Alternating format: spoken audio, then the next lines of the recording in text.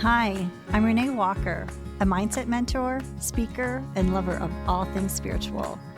I believe that at our core, we are all spiritually wired for love, peace, success, and abundance.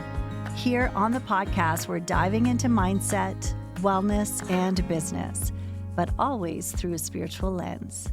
Let's just say we're going deep, but we're keeping it light. So let's elevate your life from the inside out, one conversation at a time. Welcome to Spiritually Wired. Welcome to the Spiritually Wired podcast. And this is a special recording because we are recording this in front of a live studio audience. There you go. We're at the High Vibe Women event. So it is a room full of women entrepreneurs, and this is going to be a fun conversation. So thank you for being here. And I have with me Kristy Miller, the fabulous Kristy Miller, who is the founder, the visionary founder behind the Scented Market. Do you know the Scented Market? Yes! Yes, so the Scented Market is a home fragrance brand and known for its candles and curated products. And I love that I've been to your store in Collingwood, the one in... There's one in Guelph, like 5 minutes from this venue. Yes. And Fergus, Ontario. There you go. So I've been to some of the stores. I've owned your candles for I don't know how long, and now we get to meet in person. Well, Thank you for having me. Thank you, everybody, for coming. You know, we're really looking at having some actionable takeaways today, for sure. Mm-hmm. Absolutely. So before we go any further into the business side, so what we want to talk about today is really what it takes to scale a business, but we also want to look at the behind the scenes and doing it while being a mom and having so many other roles and responsibilities. But before we get into all of that, I really would love for you to share the vision behind the Scented Market, because I know that you have a really strong mission behind it. So can you share the why? How Absolutely. It all started? Yeah, for sure. I mean, I created the Scented Market in 2018. And at that time in my life, I actually already owned and grew a 7-figure business. And I was at home and I enjoy burning candles. You know, I'm a busy woman, I'm a mom. A candle to me represents self-care and a moment that I can take for myself. Even if I'm listening to kids running around and dogs barking, that candle represents something very special to me. I looked up at the ceiling one day and I saw all this black soot. And I was like, first of all, my husband's going to kill me because he's going to have to repaint. And what kind of toxic candles am I burning in my home, around my young kids, around my pets? For the health of myself as a woman. And so I really went down a rabbit hole on what kind of toxic cancer-causing agents were in candles. And I didn't want to give up burning candles. It meant so much to me. And I thought, there's got to be a better way. But I'm already a business owner running a 7-figure business. And now I'm raising kids. My kids were young. And I said to my husband, I'm like, I think I have something here. I think it's a business. I'm not sure.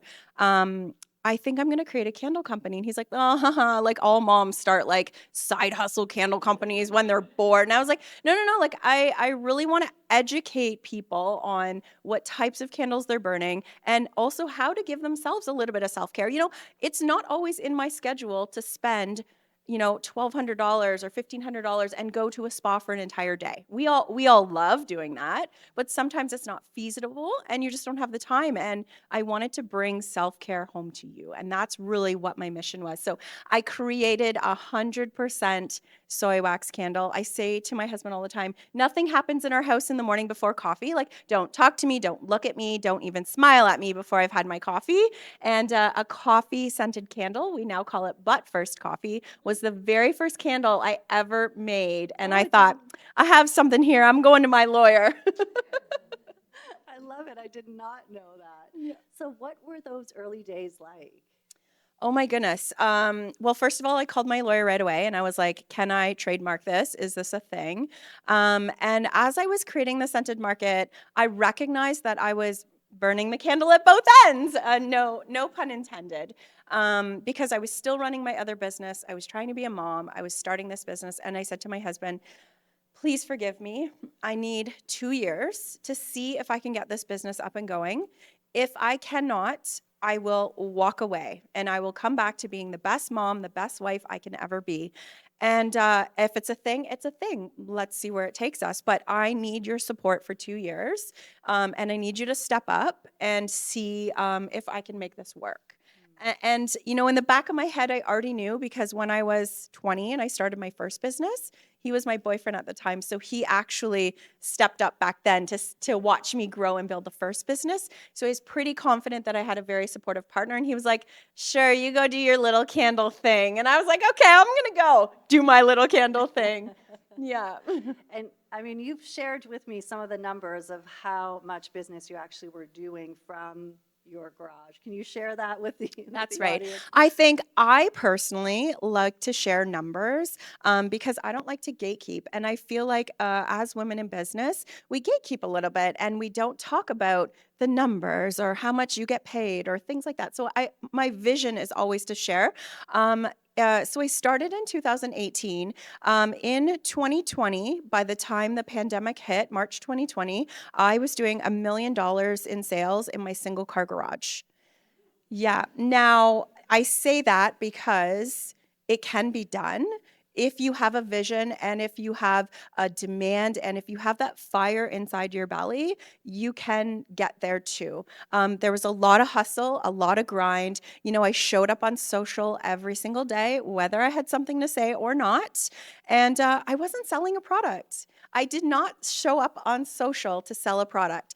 I showed up. I really didn't even create the Scented Market to sell a product. I created it to build a community and I created it to educate women like me. I always say all of our products, candles and body care products, are phthalate free.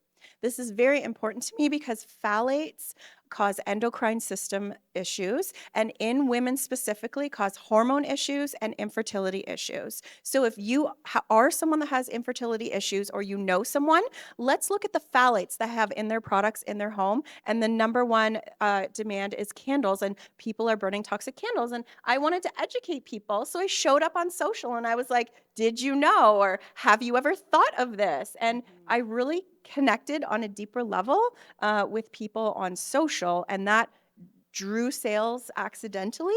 And so I'm in my single car garage with my head down, with my husband, with my kids, and we hit $1 million in sales, and I had no idea. No idea. I just knew I was working a ton. But I love it. It's such a great reminder too, because sometimes in business we're focused on selling the product or selling the service as opposed to selling the transformation, selling why it is that we're doing it. So that's such a great reminder.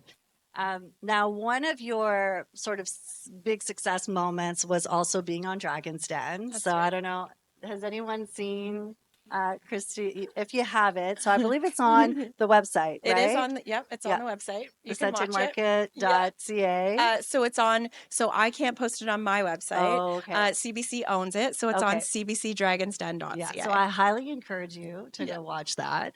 But you showed up during that Dragon's Den, call or interview, and you like what really stood out for me was one of the person on the panel said, "You can't not bet on Christy."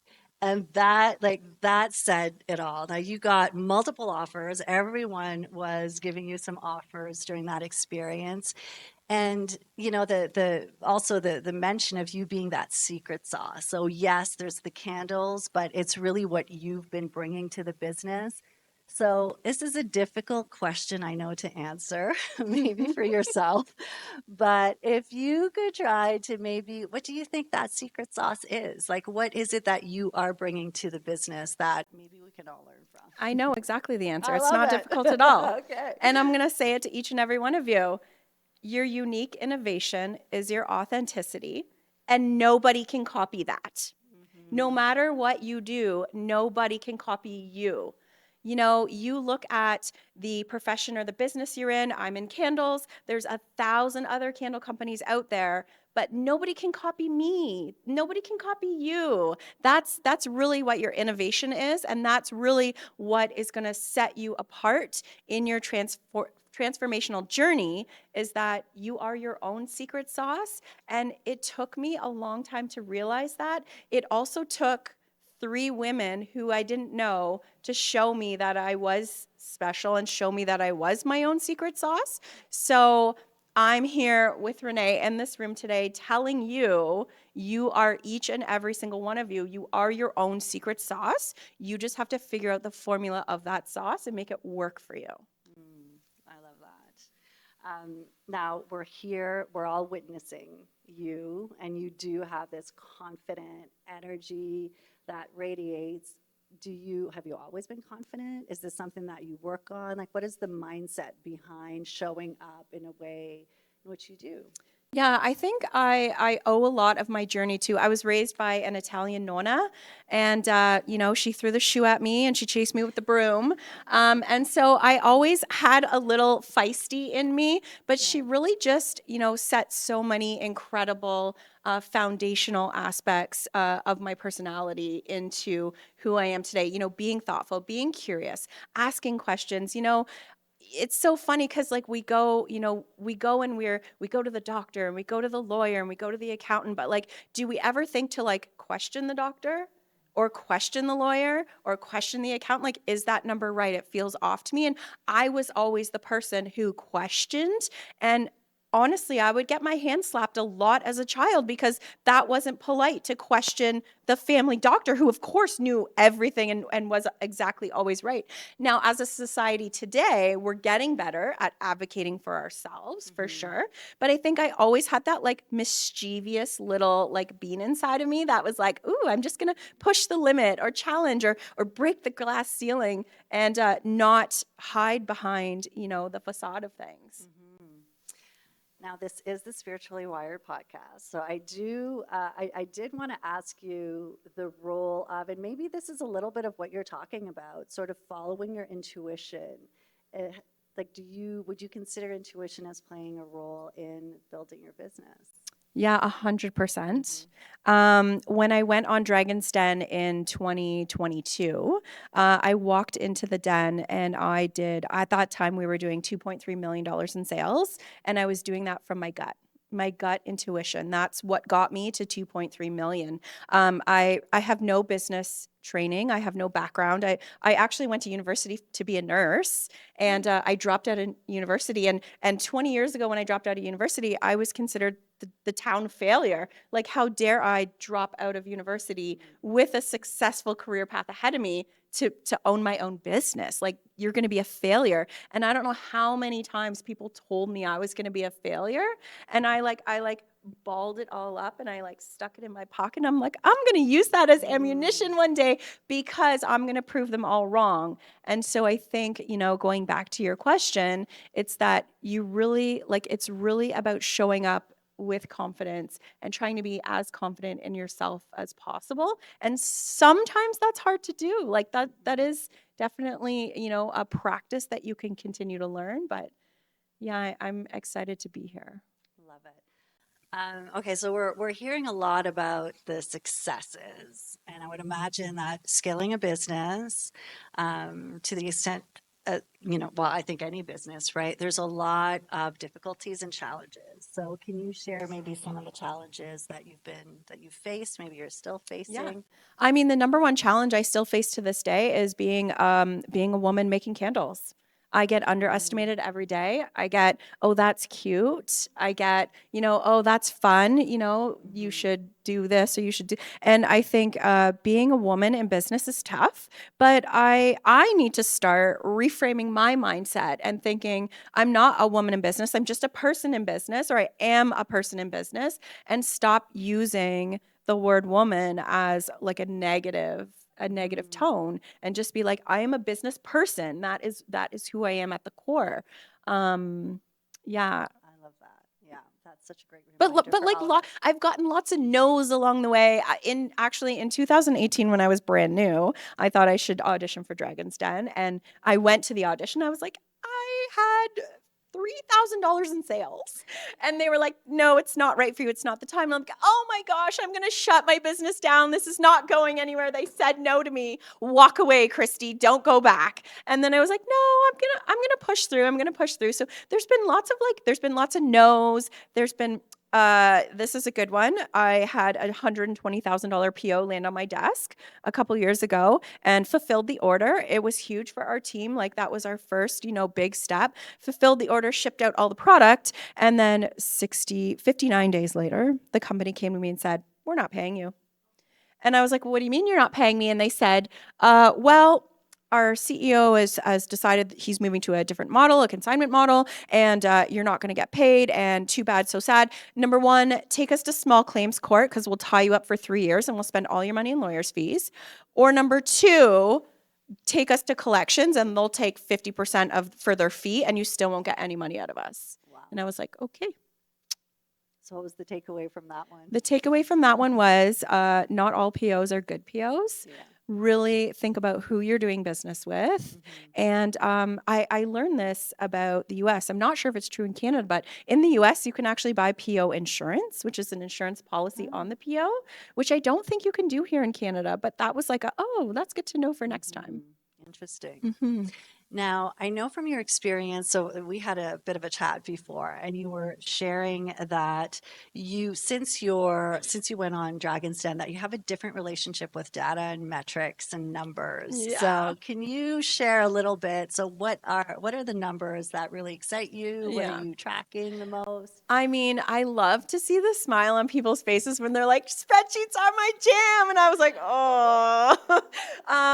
So I think the kick in the butt I needed was Dragon's Den because in order to get ready to go on air, I had to know my numbers, I had to know my AOVs and my ROIs and all these acronyms that we talk about, and so I had to know all of those, and so I literally had to get in front of my numbers, and I had to go to my people and say, like, we have to build a spreadsheet together. You have to teach me. And I had to go to my accountant and say, like, I should have a cash flow projection forecast in front of me. And I've never had that before. There's always been money in the bank. I didn't even know how much money was in the bank. I just led my fun candle life.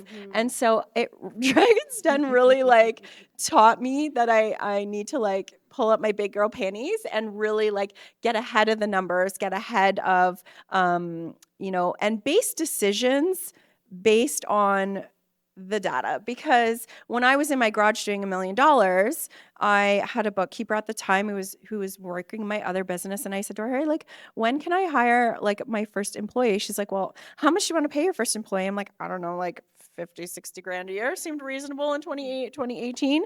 And she was like, well, that's how much you have to make in order to pay your employee. And I was like, oh, okay, I get it now. Which is funny because I had my other 7-figure business, but again, that business was completely different. And I never really worried too much about money in that business either. So the scented market has kind of set me up to be like, okay, you need to look at your numbers. You need to, we have people now, like I had someone yesterday's Friday, message me and say, hey, can I have your holiday 2025 catalog? And I was like, oh my God, Christmas 2025. Like we're starting to plan it now, but like you're asking me in March for holiday. So like having those numbers in front of you, having that data in front of you to say like, okay, this is what worked financially last year. This is what made us money. This is what moved the needle. This is what I need to replicate and do better this year. So it moves the needle further.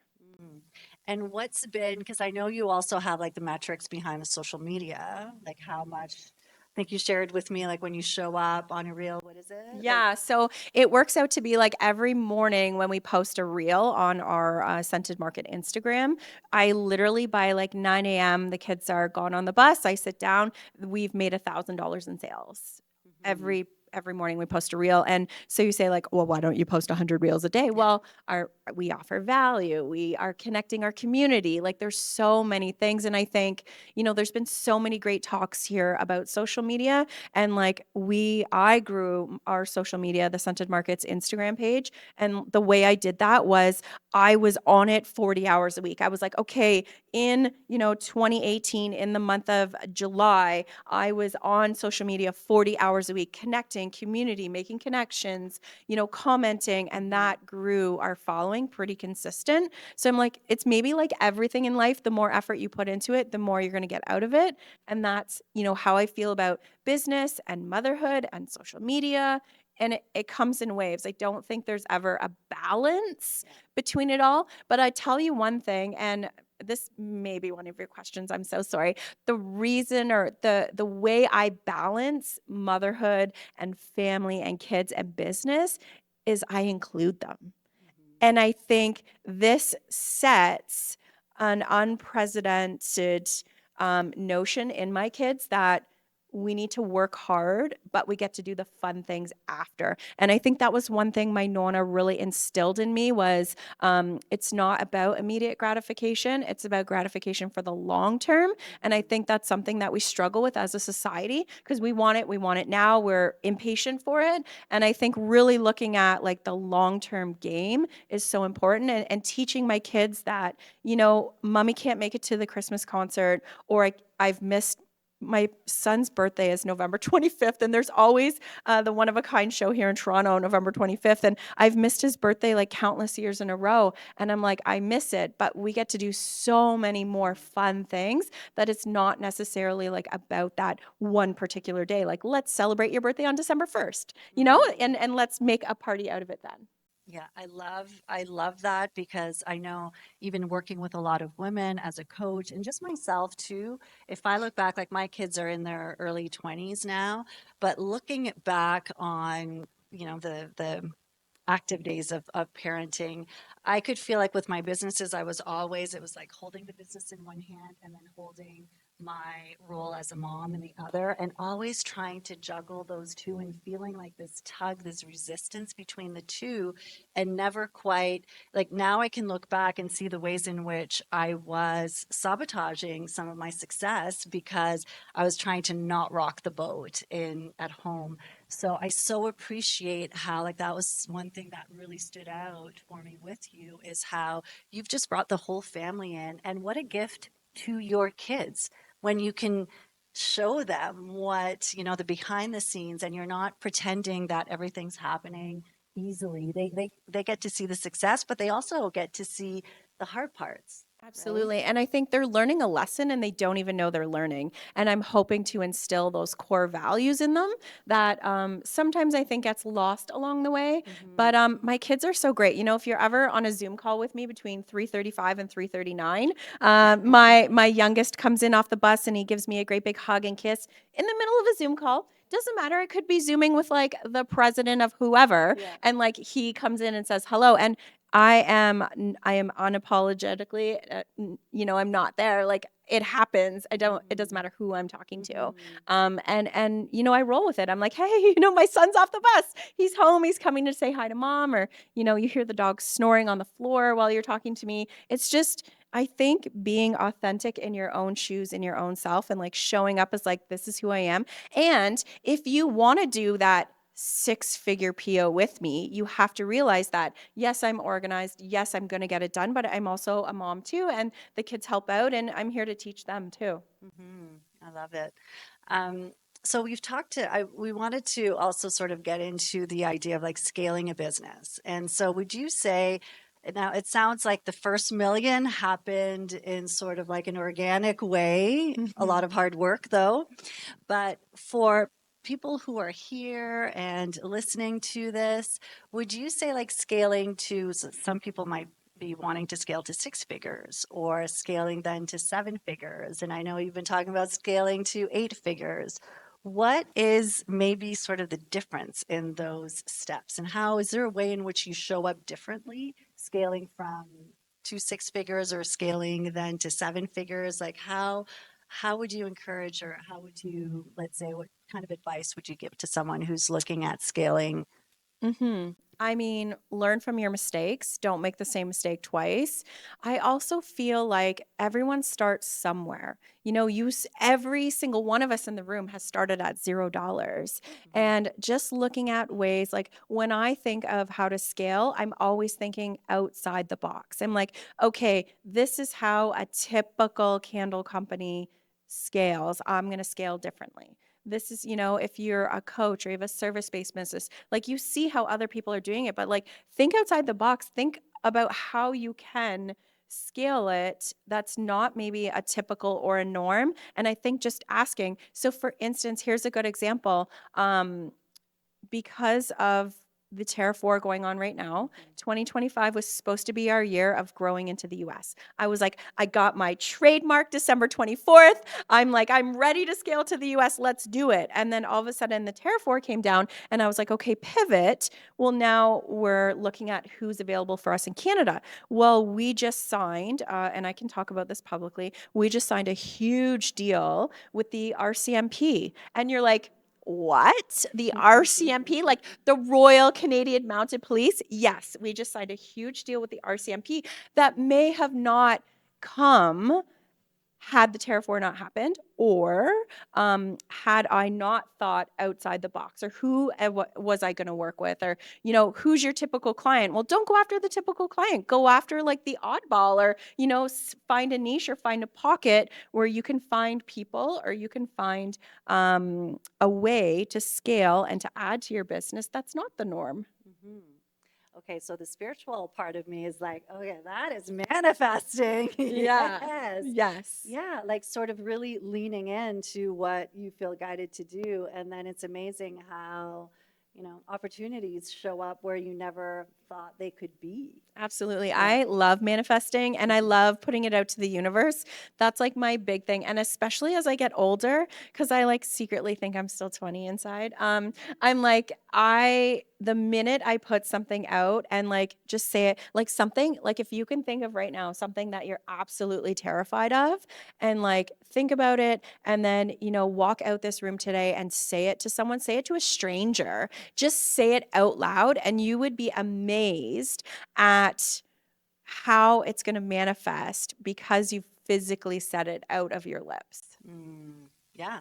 No, it's incredible. And again, it's an energy thing, right? So it's the frequency. And you do show up with this high vibe, it's the right word, which will attract that. I mean, not to say there's always that inspired action that's a part of it, but this is such a great conversation. And I'd love, like, do you have any other advice? Because one of the things also that I know about you is that we've talked about growing your business on social media, but you're also on, is it like you sell on the Oh, QV? Yeah. Can yes, you share a little TSC. bit? Yeah, TSC, for yeah. sure. So that's actually a good segue because this is how I'm growing my business outside of the box. Like, not most Yeah. people do this. And so I approached TSC, which is the shopping channel, now known as Today's Shopping Choice. So for those of us in the US, it's your QVC, is our TSC. And I live sell candles on air once a month. I go down to the studios for three 1 hour shows. They were giving me 10 minutes at the beginning and they're like, if you don't sell, we're giving you the hook. And they literally do that. I'm not even kidding you. So now I get 3 1 hour shows. And I was just there on Thursday.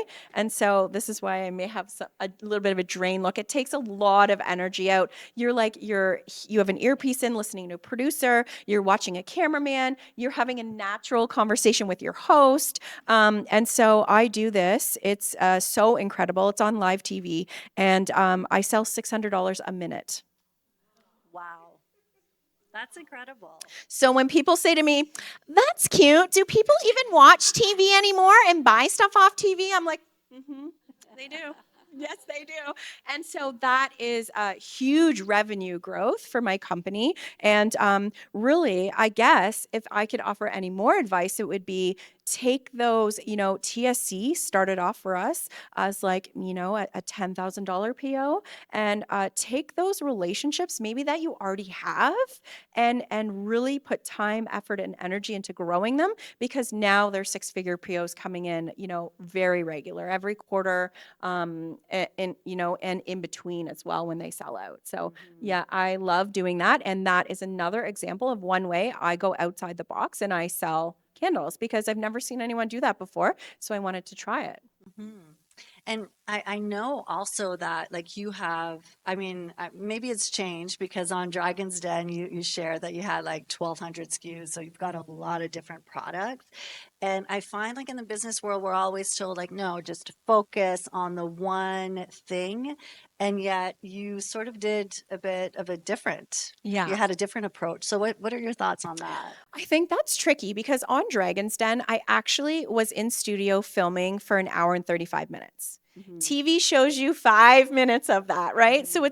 it's really about getting business coaching for an hour and 35 minutes from six of arguably the best business people in Canada. And so I did say 1,200 SKUs, but what they didn't show you was that 1,200 SKUs, like our SKUs are doubled up because we have D2C, direct to consumer, and B2B, business to business. So we do wholesale and retail. So really, there's only 600 SKUs. Hmm. They're just doubled. And I did actually leave there thinking we do have a lot. And this is when I, like, the old Christy would have been, oh, it's fine, we'll just keep creating more. And like the new Christy is like, no, go to the numbers, pull the report, show you like what are your 25% bottom SKUs or products that you have, and cut those out. I didn't cut out 500 of 600 SKUs. I cut out 25%. And that's really actually by letting those SKUs go and those like little sales go, it's actually impacted our top number because it's actually grown us a lot better and a lot stronger. So our AOV is up, our customer return rate is up. All of these analytics are up because we cut out. But I was like, oh no, I sold $1,000 worth of the raspberry bush rollerball. We have to keep it. And I'm like, $1,000 of 2.3 million is not a good, not Yeah. a good percentage. So I'm like, okay, we'll let it go. Yeah, and I can see also when you're the innovator, the creator, like you're doing this from a place of love, and of course, they're all your babies. I'm sure every SKU Yeah. is your baby. Yeah, well, and you know what? I think that product selection really came from COVID, because when COVID happened, um, I recognize that how many people suffered from COVID and how many people died. But for me, COVID was the greatest thing that has ever happened on the planet. And I really attribute a lot of my success to COVID because people were forced to stay at home. You burned more candles than you've ever burned in your life, and you've taken baths, and you couldn't go to the spa. So my customers were saying, we want a bath bomb, we want a shower gel, we want shower steamers, we want bubble bath. And I just started making all these products and pushing them out and pushing them out. And so really that, like, my community was like, we want this. And I gave it to them, and they love it. Mm, amazing. So listening to your community is my takeaway. Yeah, listening to the community and also being willing to look at the numbers as well and letting that guide you as well and not sort of be too attached personally maybe to what it is. That's right. Yeah, amazing. So we'd love to open it up to questions from the audience. Are we ready for that? Yeah. Oh my gosh, are we there already? Good. Oh Yeah, my yeah. Because gosh. we want to make sure that we have some time for people to answer some questions. Okay, so Christy, so the first time I met you was yesterday, and something that was really interesting to me was like my world is leadership and building high-performing teams. And in rooms with women, we don't talk about leadership a lot, right? Like actually rarely. So as incredible as I think your story is, something that really like hooked me was like, oh, you know about leadership. And the way you spoke about how you work with your team, it was obvious that you really do. So I think you get nowhere without the power of people. And I know it started with your husband at first, but how did you then naturally become a good leader? And like, what was that journey like for you? Because I think other people need to hear more about that, leading other people well, especially when it just kills so many business owners because they're like, they find it so stressful. Yeah, and that's a wonderful question. Honestly, I learned how to be a good leader because I messed up. I screwed up. I did so many leadership things wrong, but I was like, I lost a key person to me who I thought was really going to help me grow my business incredibly. And I was like, why did I lose her? What did I do? What did I say? What did I not do? What did I not say? And I think that helped me hone in on my leadership skills. And I think when I lead beside my team. I don't lead, from above. And, if I have to go into the warehouse and scrub toilets on a Friday, you're sure as shit know I'm going to do that. Like I am not afraid to get down and dirty. I'm not afraid to do anything I don't ask them to do. I also think that when I look at my team, I have respect for each and every one of them in different ways. And I think just I'm a great communicator. I have a successful 20-year marriage because I communicate. I have a successful business because I communicate. And I really try to communicate with everybody, and that includes my teams, and making them feel valued and appreciated. I hand out personally written birthday cards on birthdays. We have staff barbecues every Friday in the summer at the warehouse. Little things like that go a long way. And I think that you need to fail as a leader to learn how to be a leader. Hi. Nice to Hi. meet you. I'm really curious about what your business was before Scented Candles. Or the Scented Company. Yeah, no, that's a good one. When I was 19 years old, going into university, I hopped on a food truck one day and I was like, this is super cool. And then the opportunity came for me to start my own food truck. And so I did, and it was just me with one truck. It broke down every night. My husband fixed it every night. I cried every day going to work. These men would totally sexually harass me, and I took it. I pretended I worked for a man because I didn't want people to know that I was the owner and I was the one making the money. I hid my success. And so I ended up building this business to 8 trucks, all women driven, empowered each and every one of them, made it very clearly that it was woman led, made my logo pink and white, and really built that business and poured my heart and soul into that business. And I think back now, and I'm like, because when I was building the Scented Market, I'm like, what did I do wrong here? And what can I do better here? And it was like, I want to make money when I wake up in the morning.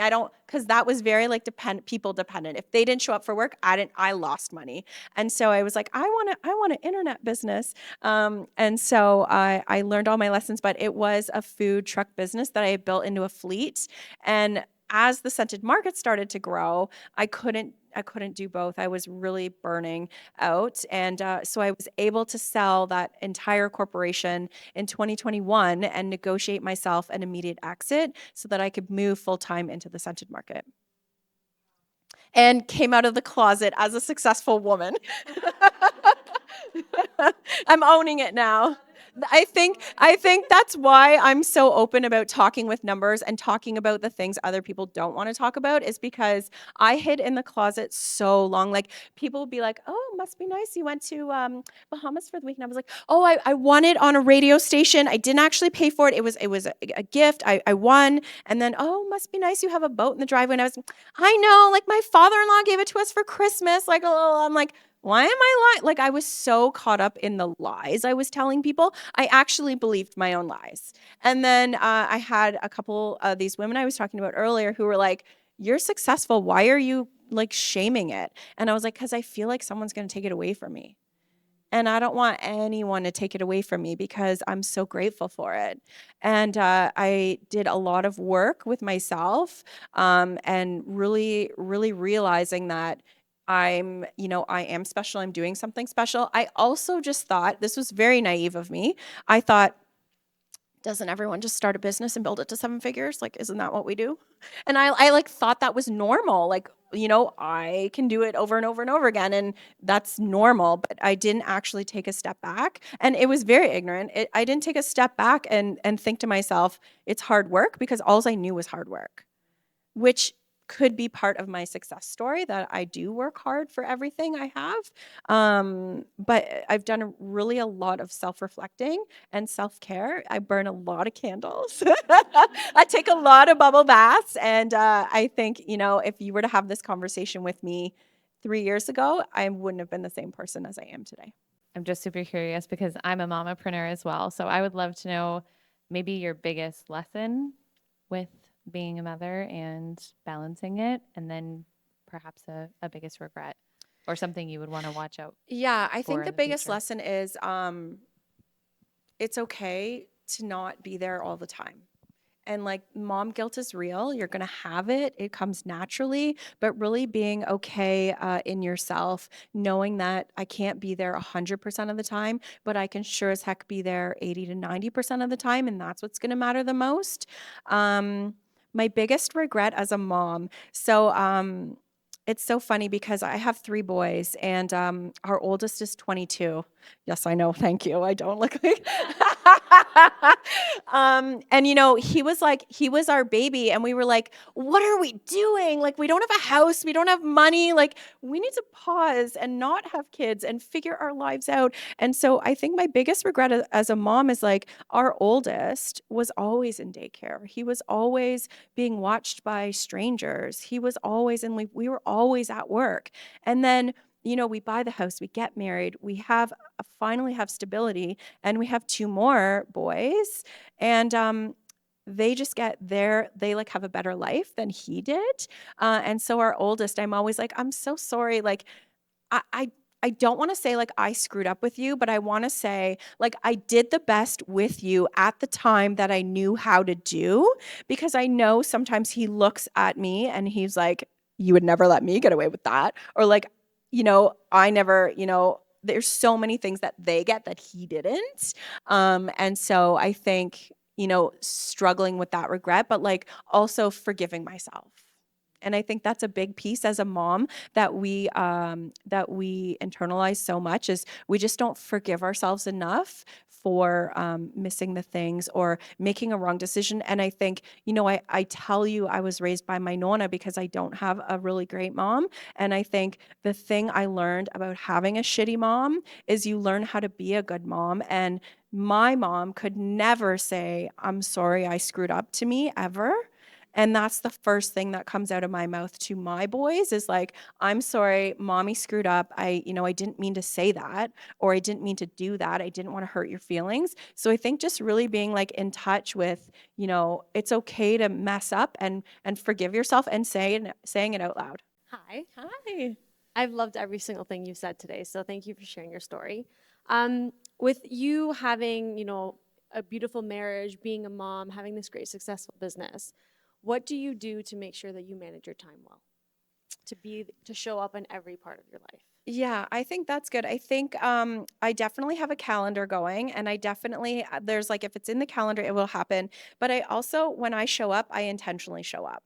And there's nothing half-ass about me. I'm either 150% in or I'm out. I don't do anything. I don't do anything halfway. And so showing up intentionally, making time for everybody, and really making an awareness of like, oh, okay, Declan had a math test today. I'm going to sit down at dinner and ask him how is, because like he feels special now. And like, that's no effort from me. That's intention from me. And so making everything that comes out of my mouth intentional.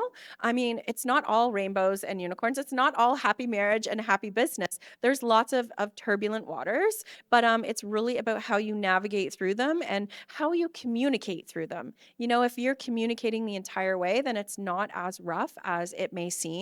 I also think, and someone said this to me once, if you take all your problems, and if we take all of our problems here and we throw them into a bowl and you pick a problem out, you're probably going to want your own problem back. So I'm like, I really appreciate, we have problems, we work through them, and forgiveness. I hope that answered your question. Sometimes I spiral. Virginia, my product-based bestie. So I have a tactical business question. Yeah. We've talked a lot about social media this weekend, which I love. Such a great place to show up and share your story and that authenticity. I would love to hear what your email marketing strategy is. Yeah, that's a great question. And I'm a huge believer in growing your email and your newsletter list. Huge believer. I think your effort, if anywhere, should be put there. I don't think it should be put to social. I think you should prioritize email. You own email, you own the people. But what I think they don't tell you is if you have a newsletter following, typically below 10% are actually interactive. So if I sit here and I say, we have 100,000 email newsletter subscribers, probably 5,000 to 10,000 are the only ones like actually buying, actually engaging. So I think sometimes we get too caught up in the numbers, again, just like social. But to answer your question, spiraling back, we have pop-ups on our website.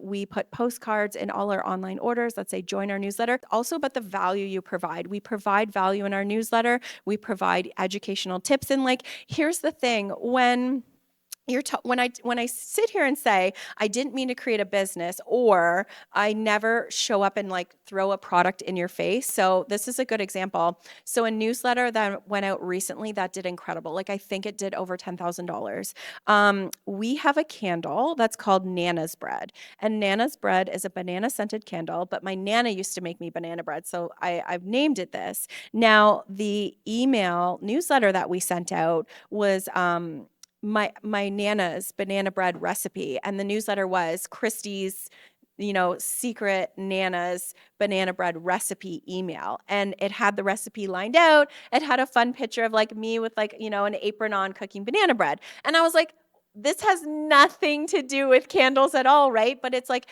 how can you connect with your community in a different way that, oh my gosh, I could send you a product newsletter and that, I don't know, maybe gets you $5,000 in sales, maybe $7,000 in sales. But I send out my Nana's banana bread recipe and all of a sudden we're at $10,000 in sales. And so I think it comes back to like connecting with people, thinking outside the box. But definitely I do think we need to talk more as this high five women group about email collection. And I think you hit the nail on the head.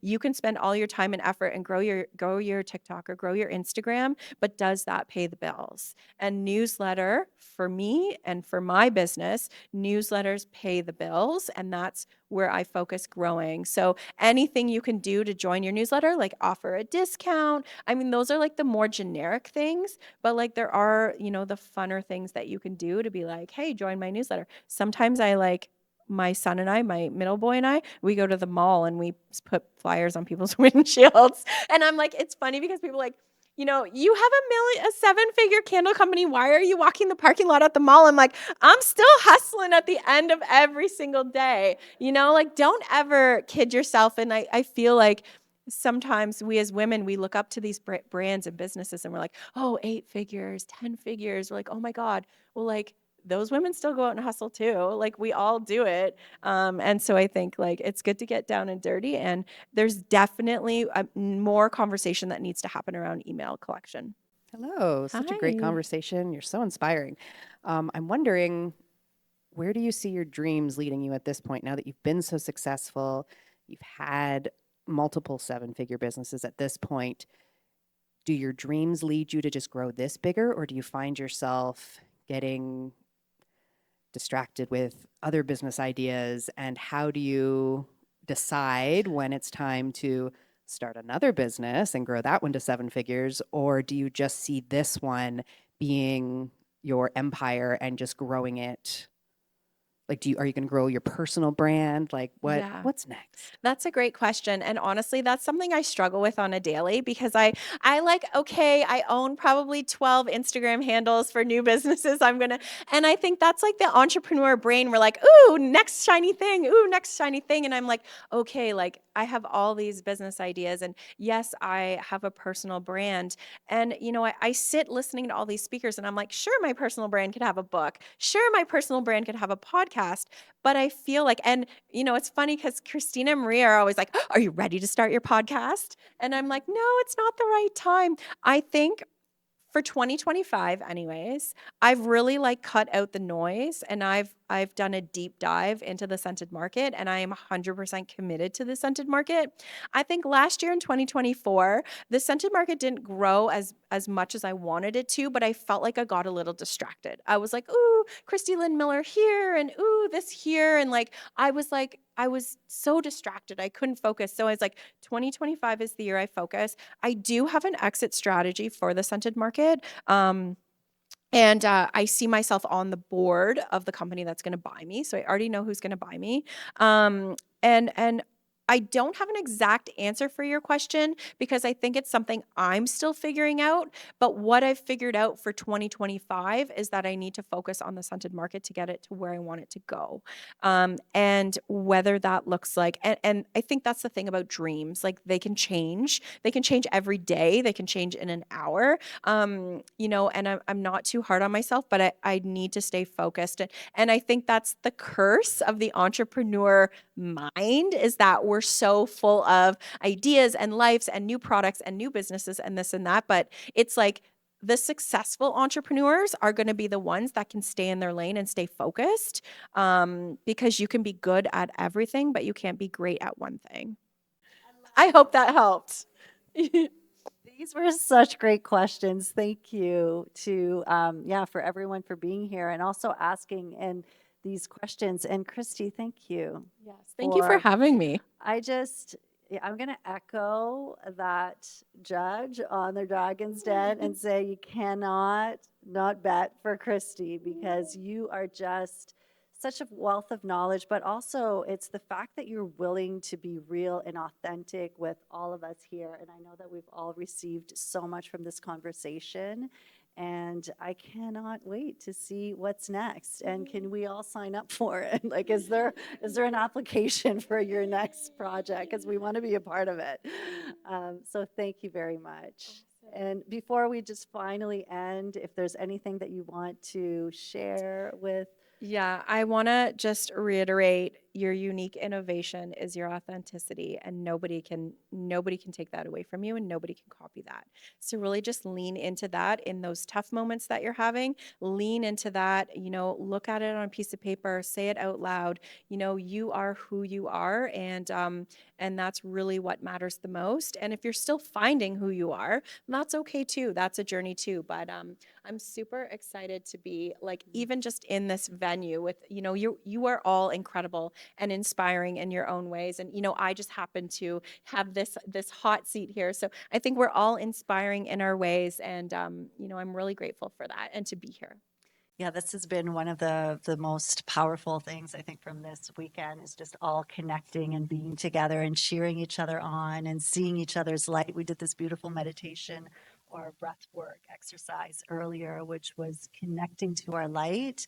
And I could just feel everyone's light in the room. And so it's so incredible when we can come together. And if you want to see how we do it on social, we're at the Scented Market on Instagram, and I'm at, my last company was called Dashing Diner because we were food trucks. And so I'm Dashing Kristy. And so if you want to just see what it looks like how I post or how we post on the Scented Market, and the frequency or the content, what that looks like, we're doing our best to figure it out, but I feel like we're on a really good path right now. Yeah, because it is, even though it is a product company, Yeah. it is you. You bring everyone together by showing up in that way, whether it's on social media or as you were sharing in your emails. And that's what makes all the difference. So thank you again. Thank you for everyone for being here. And we will sign off. All of your information is going to be in the show notes as well. So if you want to reach out to Kristy and get some really yummy candles from the Scented Market, you're going to have that information. So thank you, everyone. Thank you for listening to Spiritually Wired. If you enjoyed this episode, be sure to follow and leave a review. It really makes a big difference for the podcast. And if you're ready to dive deeper and join a soul-led community, come be a part of the Spiritually Wired membership. With weekly life lessons and a rich library of recorded classes, it's designed to support you every step of the way on your spiritual journey. We currently have a special offer where you can receive your first month for half the price. You can find a link in the show notes or come check it out at reneewalkerwellness.com. Until next time, remember to take some deep breaths. Remember that you are spiritually wired.